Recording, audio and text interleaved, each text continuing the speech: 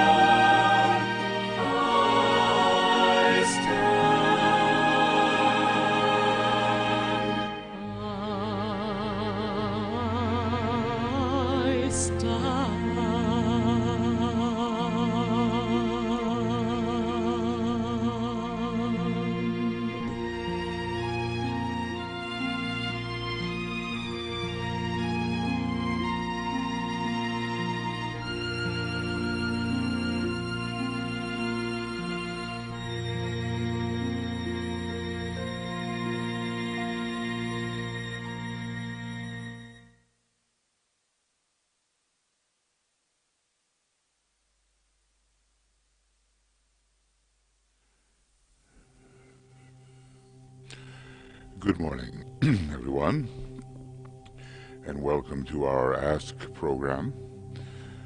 This is the program for attracting financial resources for the work of the hierarchy. And as DK has told us at a certain point, this may be the crux of the whole matter of preparing for the reappearance of the Christ. I have a little bit of reading for us. Tuya is up in the north at the Little Bear Meditation Center, and we will be having, by the way, tonight a special candle ceremony, and that it's largely for the members of the Blue Rose Sisterhood, but everybody is welcome to attend, and it will be at 6 p.m. GMT, and it will be a broadcast at our usual live link. So you should have that. We've been trying to, work out various means of broadcasting when we are geographically not in the same place. Well, here is a little bit of a reading that's found at the beginning of him introducing the two particular meditations that are found in Discipleship in the New Age, Volume 2. He basically says, he's talking about the meditation for the reappearance of the Christ, yes, and also the meditation for the reorientation of money to the proper channels. In giving you these two meditations, I would remind all who undertake to use these meditative forms that they will not prove effective and of the needed vital potency unless the one who thus meditates identifies himself with the purpose and objective of the meditation and dedicates himself to cooperation with this objective and redeems all aspects of his own life in conformity with the focused desire expressed in this spiritual appeal. It is useless, my brothers, to meditate along lines which will aid in preparing the world for the coming of the hierarchy and for the reappearance of the Christ, unless, again, that preparation is an integral part of your own constant daily endeavor, and not just simply wishful thinking and the formulation of a hopeful theory anent the future of humanity. It is useless for you to meditate in order to reorient money, for instance, towards spiritual work, and by spiritual work I do not refer to the work of the churches and of the world religions. That's so important. You know, he tells us that quite a victory for the Black Lodge has been the confinement of humanity's point of view to a consideration that only the work of the churches is spiritual work. So it's useless to try to reorient money unless all the monies which you individually have to handle are dedicated to right usage, the fulfillment of your right obligations and the covering of your karmic responsibilities, you know, the Saturn connection there with money, plus the constant recognition of the relation of all money to the spiritual future of the race and the requirements of the hierarchical plan. Well, that's a pretty strong discipline, isn't it, to think so consciously and attentively about money in this way. There must always be, he says, in your consciousness a recognition of the needs of all men, and this must be true of all spiritually minded people, of all true esotericists, and of the religiously inclined man whose heart and understanding are more divinely inclusive than are the hearts of the average followers of any religious doctrine enunciated by the theologians of any faith. A little more, I think. It must be realized that money is the energy that can set in motion and make possible the activities of the new group of world servers, no matter what their color, caste, or church. That's a powerful statement. Money is the energy the pranic energy, the flowing golden substance, the creative energy. Because according to where the money flows, there will be creation and manifestation. So it must be realized that money is the energy, excuse me, which can set in motion and make possible the activities of the new group of world servers, no matter what their color, caste, or church.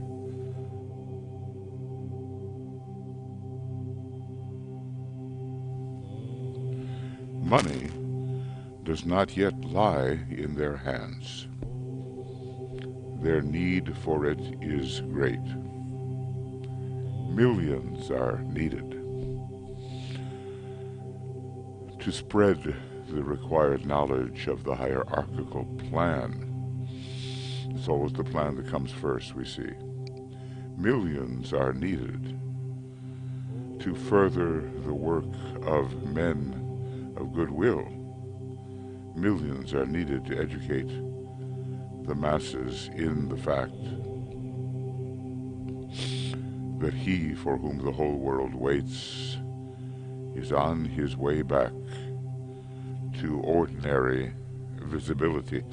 And, you know, given what's happened with inflation over the years, that since this has been written, when he writes of millions, we could probably substitute billions. When he writes of billions, maybe we could substitute trillions. You know, I've noticed that there's much more talk of trillions than there ever was before. Adding another 3 zeros, really. So, this has to keep pace with the times. Anyway, going on to what he said. The billions which are spent at present on luxuries, on expensive and unnecessary objects of desire, the billions, and my brother, it is billions, as world statistics show, which go towards the purchase of candy, liquor, tobacco, jewelry, and expensive furs. The millions which go in the violent search for excitement and for ceaseless nightly pleasure, I suppose our so-called nightlife. And finally, the billions which go the way of armed conflict in all nations must be deflected towards those expenditures which will make the plans of the hierarchy possible, which will aid humanity in its search for the new, spiritual, and free way, and which will therefore bring into being the new civilization. Billions are required to overcome the materialism which has dominated mankind for untold eons. Billions are also needed to bring about the reconstruction of human affairs and thus purify and beautify our modern world to such an extent that the Christ can appear among men through the wise expenditure of the financial resources of the world in the many fields of human betterment and upliftment. The Christ will be enabled to see of the travail of his soul and be satisfied. Well, this is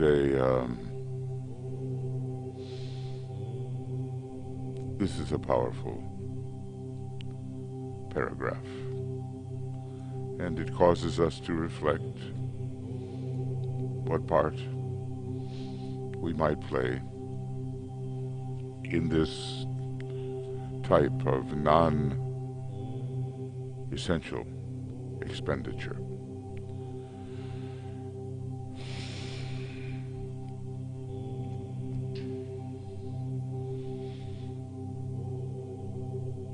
So it was a problem then, it's a problem today, and it's interesting, isn't it, that we need the material resources to overcome the misuse of material resources.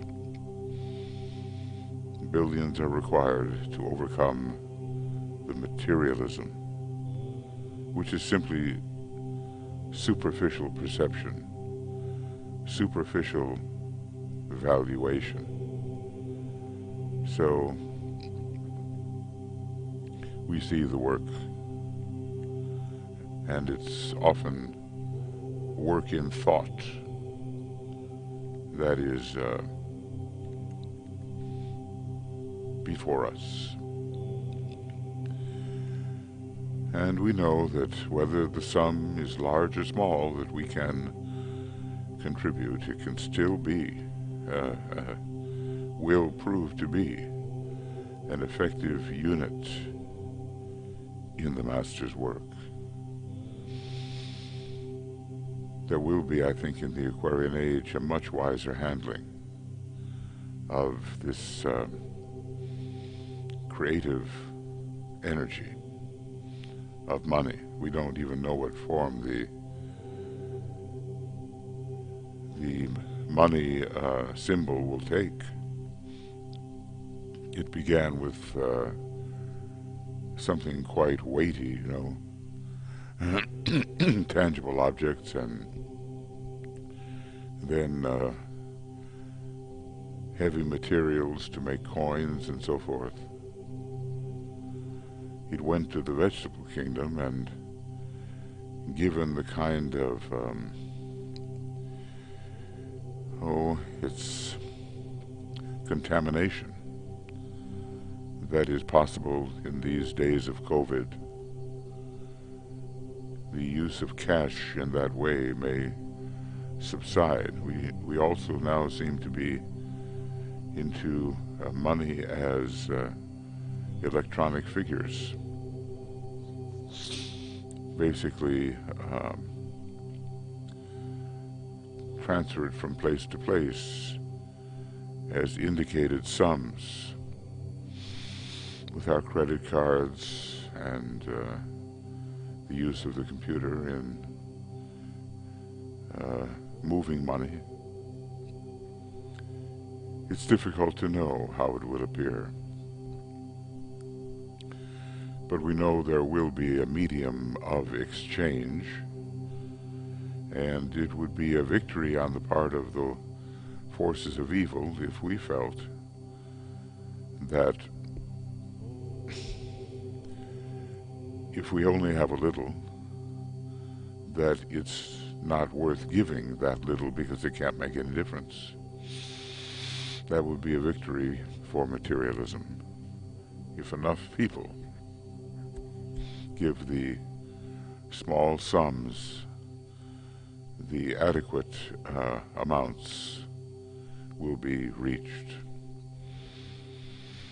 And this we even see in the political field, that many little donors to their own political parties, etc., make up quite a substantial amount that can be used effectively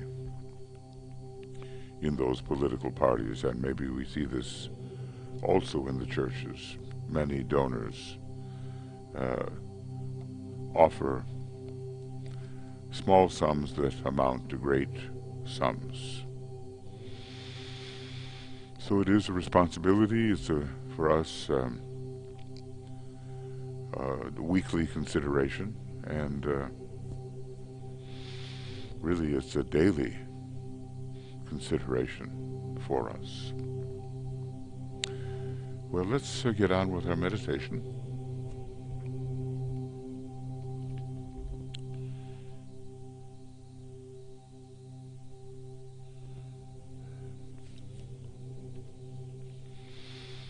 And we are probably well aware, of what kind of sums we may be able to contribute based upon some kind of observation of how we spend and what we have spent and what we intend to spend.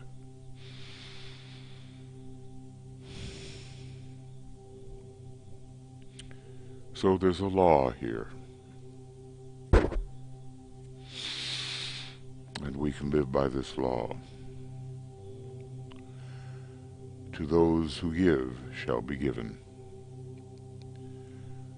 so that they can give again. This is part of the divine circulatory flow, and it's also the idea that nature abhors a vacuum. So when you pour forth on the basis of need, of love, of magnetism, it is replenished. Interesting that the planet Jupiter, planet of abundance, is ruling what we call the source of supply. To those who give shall be given.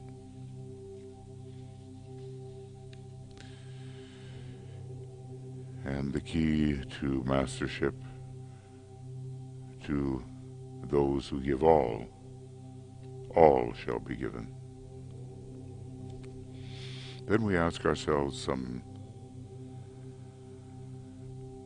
questions in our reflective moments here, formulating clearly and in our own words the answers to the following questions. If money is one of the most important things needed today for spiritual work, what is the factor which at present is deflecting it away from the work of the hierarchy?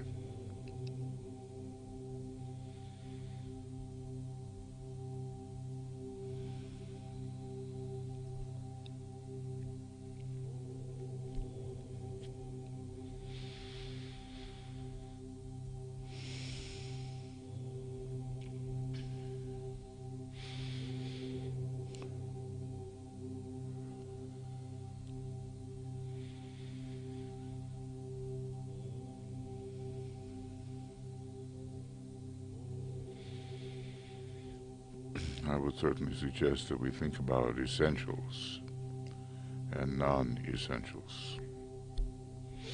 Question number 2. What is my personal attitude towards money? Do I handle it, or do I regard it as a great and possible spiritual asset, or do I think of it in material terms?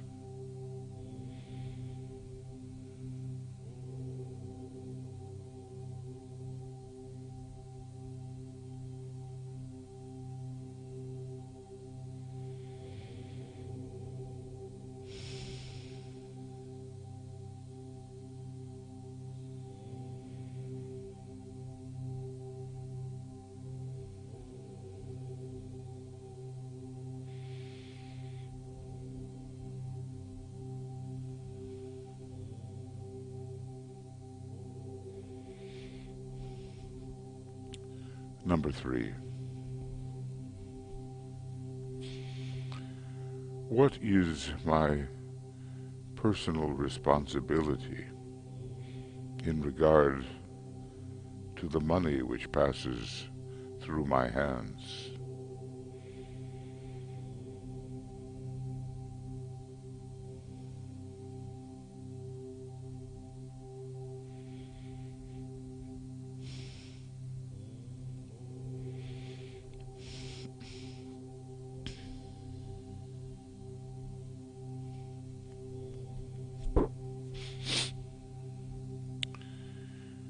Am I handling it as a disciple of the Masters should handle it?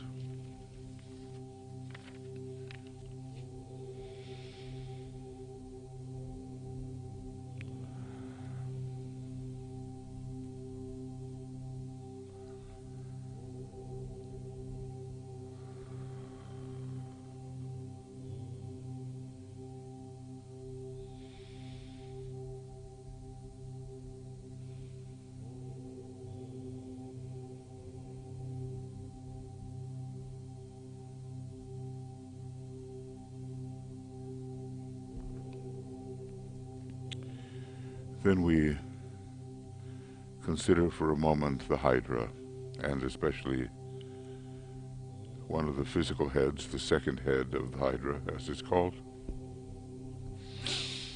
which has to do with the wrong use of money. And the Tibetan tells us that under this gigantic glamour is the whole of humanity.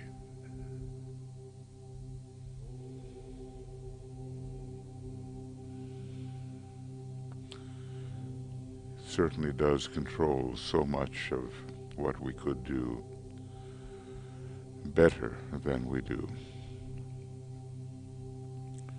And instead of right motive, this selfish money motive so often enters. If we are honest, does it have any power over us, this Hydra head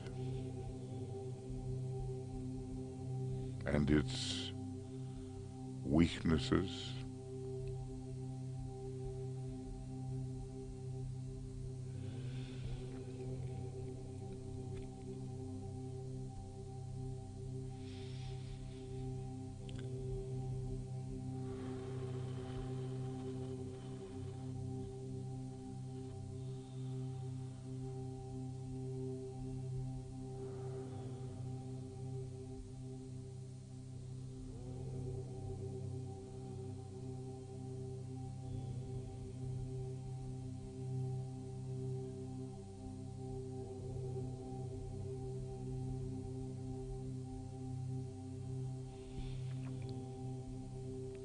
How could we overcome the power that it might have over us?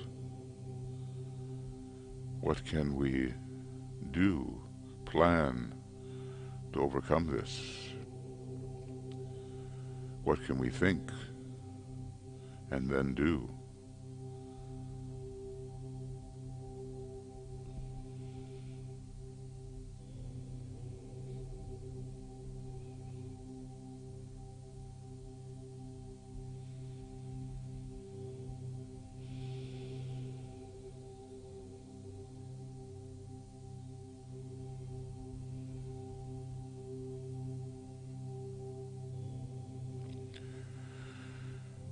And we can imagine that we are lifting the Hydra up into the clean, pure air, up into the light of day. And along with it, with that act, comes the wilting of this particular head, of many heads, but we're concentrating on this one, the wilting of the head of the wrong use of money. All the associated glamours, the wilting.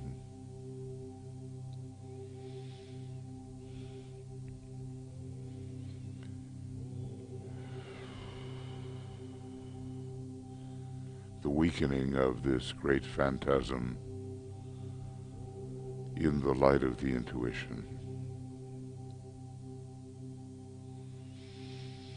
But great exertion, humility, great perception will be required to see through it.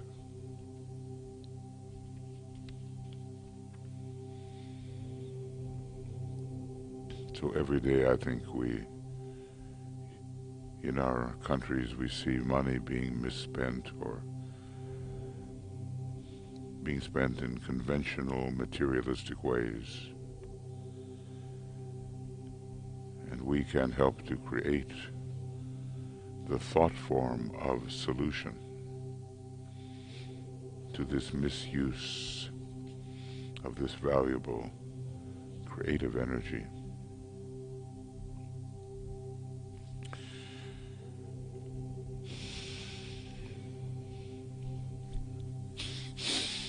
We ponder on the redemption of humanity through the right use of money.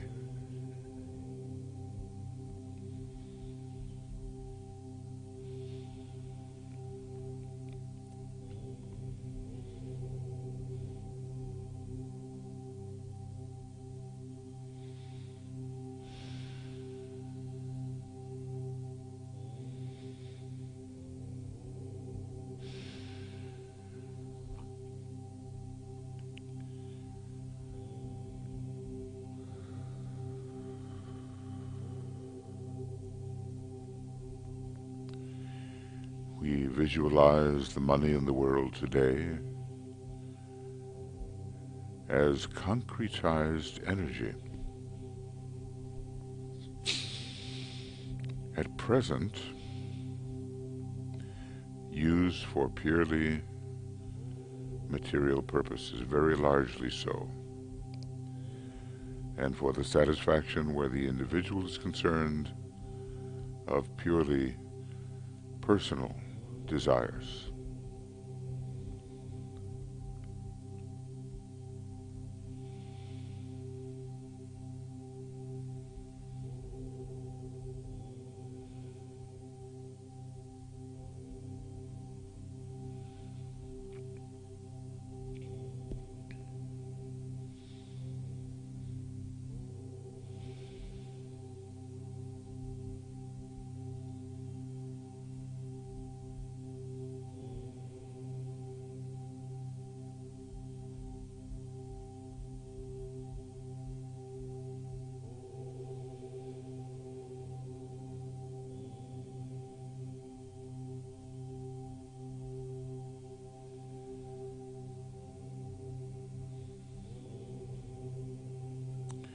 It may be, as the Tibetan tells us, that extraordinary heights of luxury were reached in Atlantis, even more than today. But some of us, as human beings, are carrying forward that tradition and simply spending on what is entirely unnecessary to help in the process of helping humanity. We have to discriminate the essential from the non-essential. But then we can visualize money as a great stream of flowing golden substance, passing out of the control of the forces of materialism and into the control of the forces of light.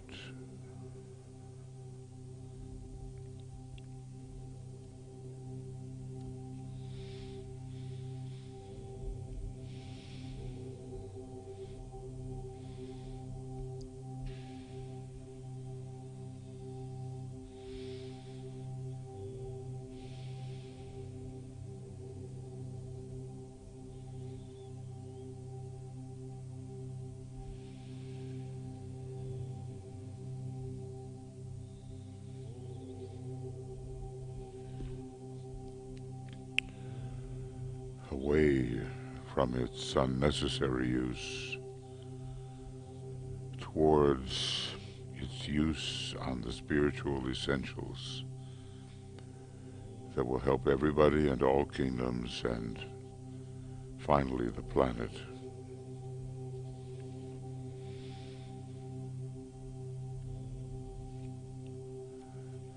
And the Christ and his workers have what is needed to change everything for the better.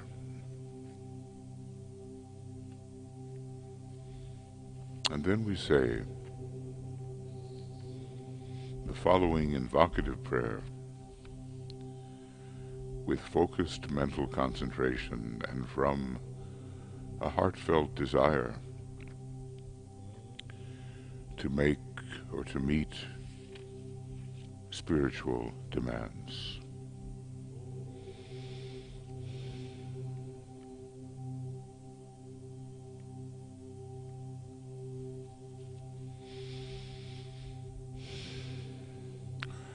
O Thou, in whom we live and move and have our being,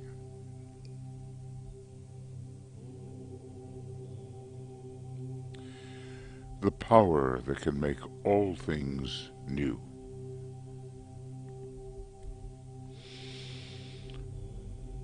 turn to spiritual purposes the money in the world,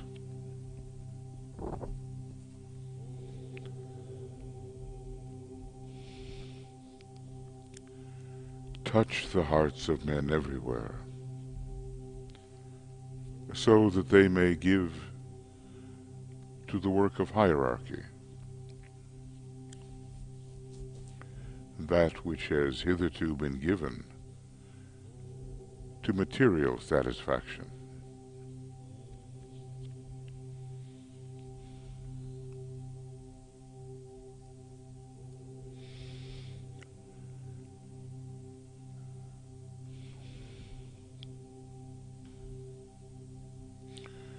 The new group of world servers needs money in large quantities.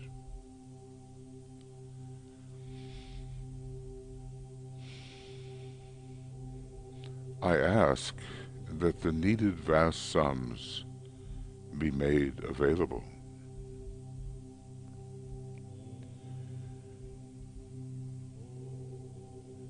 May this potent energy of thine be in the hands of the forces of light.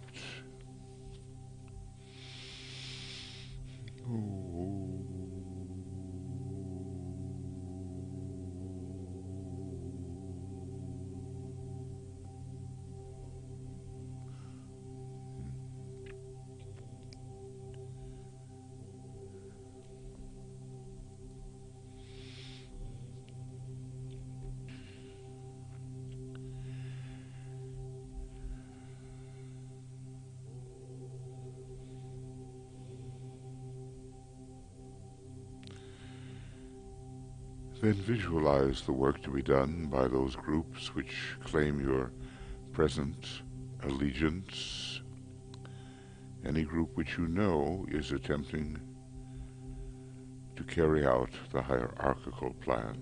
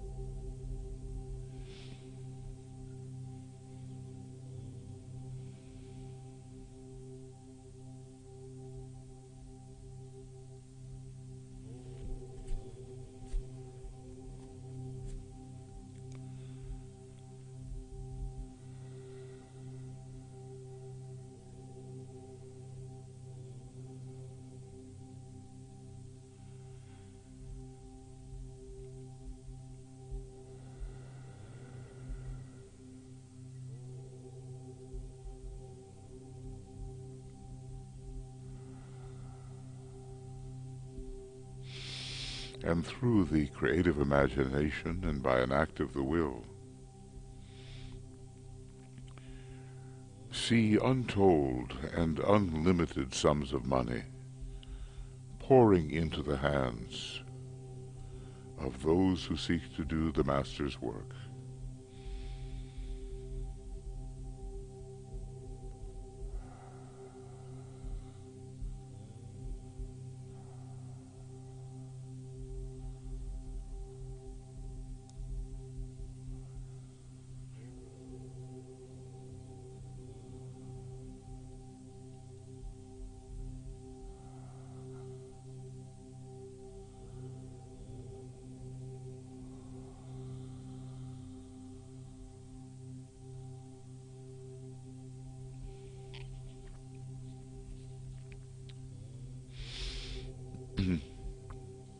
And then, as an affirmation, we say aloud and with conviction and emphasis, "He for whom the whole world waits has said that whatsoever shall be asked in His name,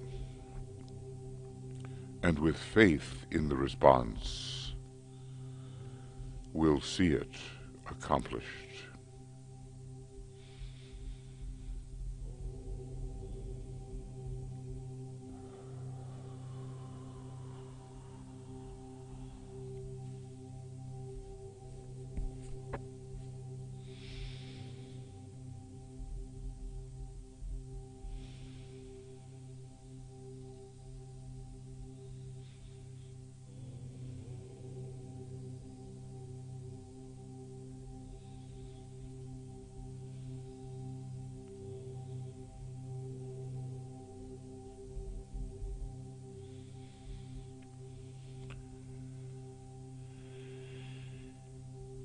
And as we do this, we remember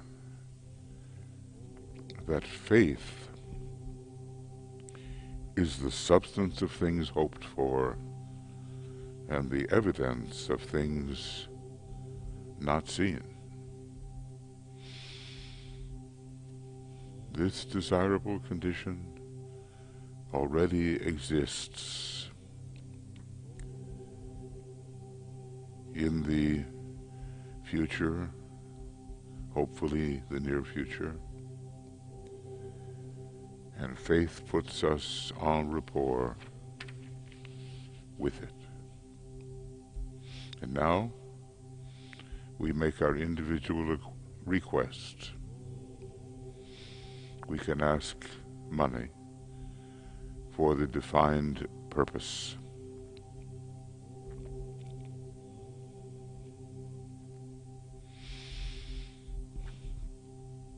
I ask the needed money for, and we fill in the blank according to our intention. I ask the needed money for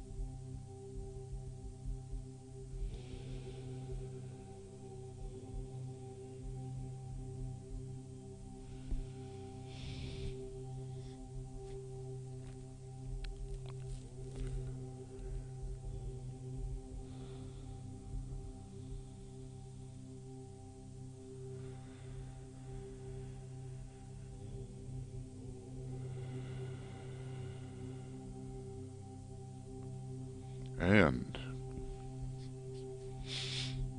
I can demand it.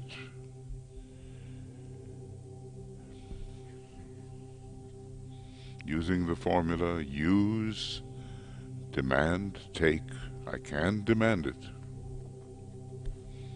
Because from the center, which we call the race of men. Let the plan of love and light work out, and may it seal the door where evil dwells.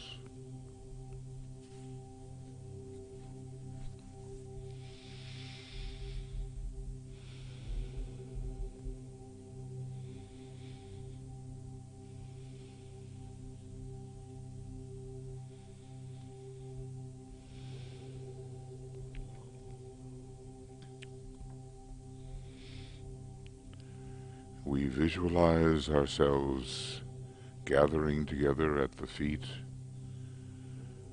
of the avatar of love,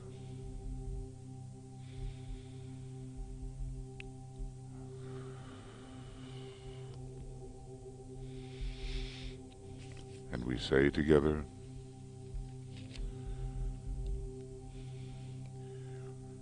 "We have gathered in your name, Lord Maitreya. Be with us."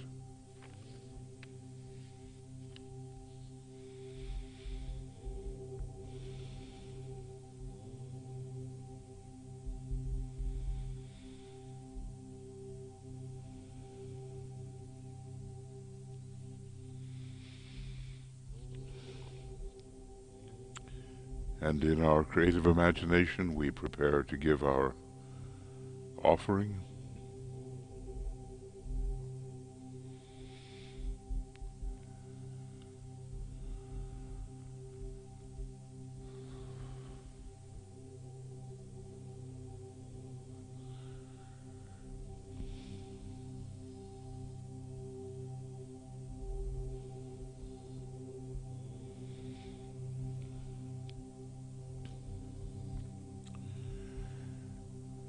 We close with a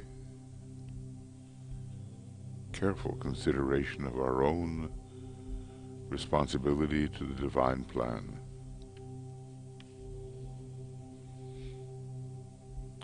And we plan how we can, with our presence and tangibly in terms of financial resources, support the manifesting work of the creative hierarchy of our planet, the spiritual hierarchy of our planet. And we become practical and realistic and know that if we do not give, we may not share, we may not ask, for we have no right to evoke that which we do not share. If we do not give, we may not ask, because we have no right to evoke that which we do not share. So a few moments of silence.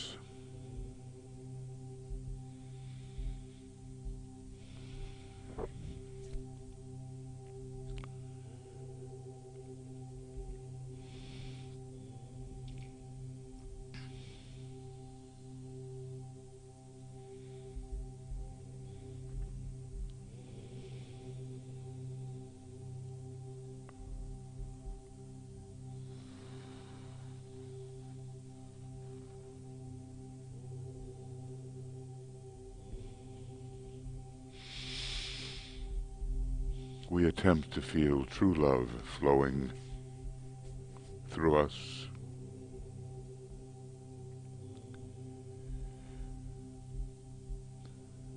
We remember the secret to the supply of the resources needed: need, love, and magnetism.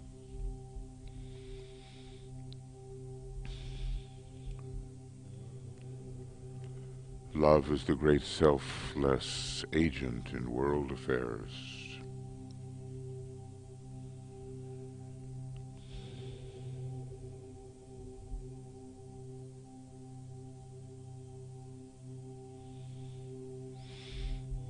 We take seriously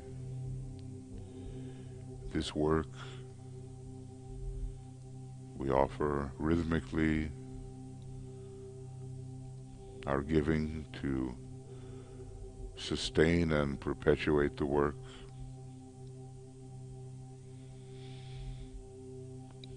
And we give the money to our chosen group or groups or organization or organizations who, whether they know it or not, work for the Christ.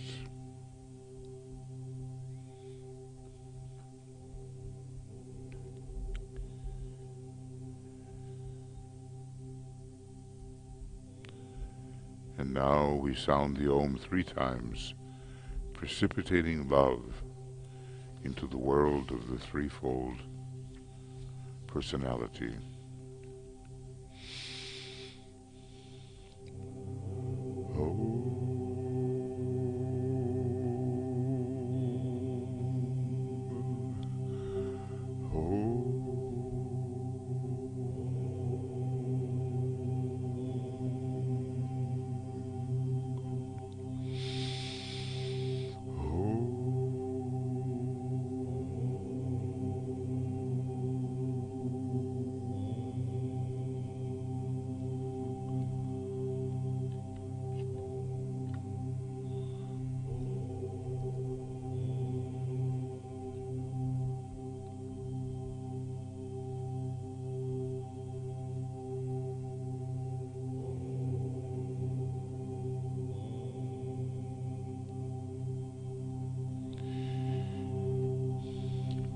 Thank you, friends, for meditating with us on this important matter. We will have tonight that special candle ceremony in using the same link at 6 p.m. GMT. And meanwhile, let's just do our best to find the tangible and intangible ways of lifting humanity into a better condition. It can be done, it will be done, and as is so often the case, the time equation is in our hands. The sooner, the better.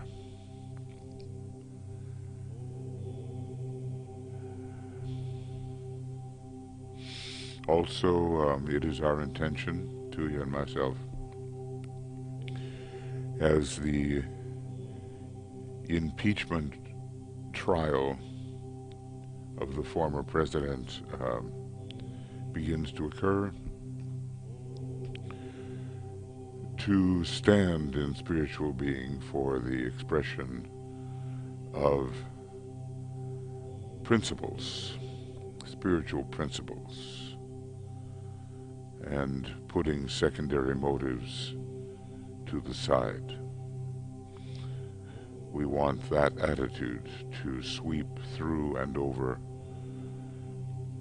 the populace of the United States and the world populace, and very importantly, the decision makers. So we'll close with a little bit of music from Great Invocation, number 1.